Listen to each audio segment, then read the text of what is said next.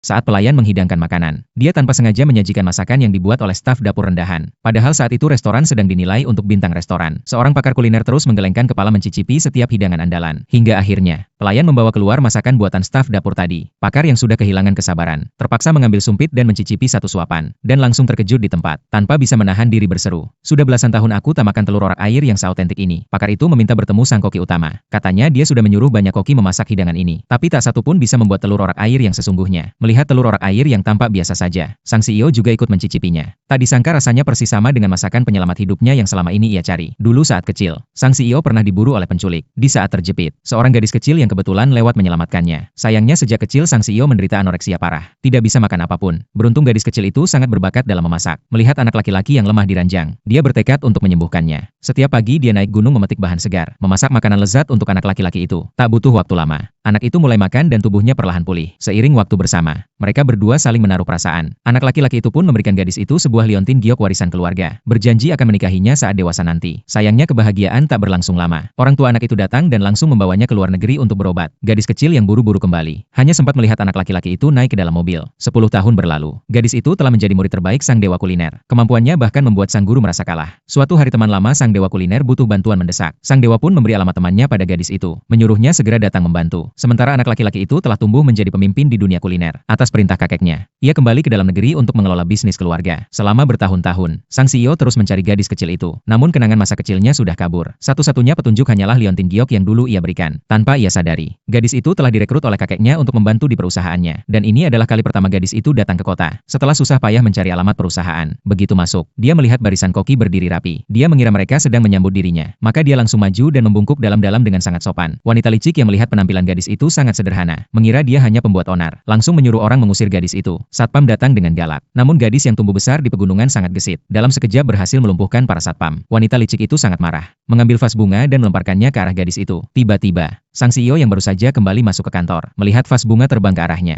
tepat saat hampir mengenai kepalanya. Gadis yang melamar pekerjaan tadi langsung berlari dan melindunginya. Karena benturan vas, gadis itu terjatuh menimpa sang CEO, dan secara tak sengaja mencuri ciuman pertamanya. Begitu gadis itu berdiri, asisten CEO langsung panik, karena sejak kecelakaan waktu kecil, sang CEO sangat takut disentuh orang asing. Bahkan sekali sentuh bisa langsung muncul ruam di seluruh tubuh. Tapi kali ini, dia tidak mengalami alergi apapun. Saat sang CEO mengira penyakitnya sudah sembuh, wanita licik itu mencoba mendekati dan menjilat CEO. Tak disangka, CEO langsung batuk-batuk, dan tubuhnya penuh ruam merah. Dari situ dia menyadari, dirinya hanya tidak alergi terhadap gadis itu. Gadis itu kemudian mengeluarkan camilan kecil dan memberikannya pada CEO. Katanya bisa membantu meredakan panas dalam. Sebagai tanda terima kasih, CEO menyuruh kepala dapur membawa gadis itu untuk tes masak. Dan dari sanalah takdir mereka mulai terjalin. Beberapa hidangan disajikan, namun para juri tak ada yang mau menyentuhnya.